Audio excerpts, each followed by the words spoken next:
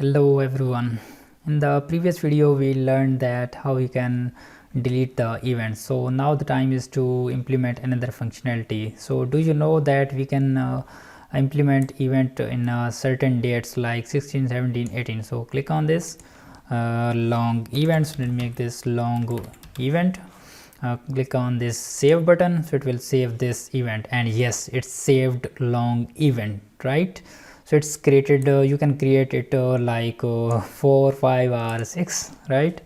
So let me give it a refresh. I'm creating this event for 16 to 22. Okay, another long event,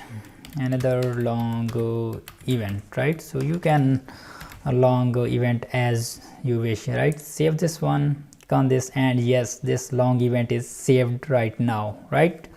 So in other case, so if you have there is a variety of reasons you need to define, like in my case, client gave me a project that where he want to create events only a specific date, not multiple events, right? So how you can prevent this from to don't allow us to create the multiple events, right? So let's go to the project, and here we need to add another event here. So what is the event name? So event name is selectAllow.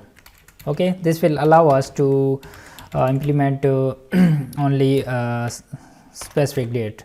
So here we need to add an event, and in this I'm pasting this code. This code will be executed, and this will not allow us to delete create events for multiple time, right? So let's give it a refresh.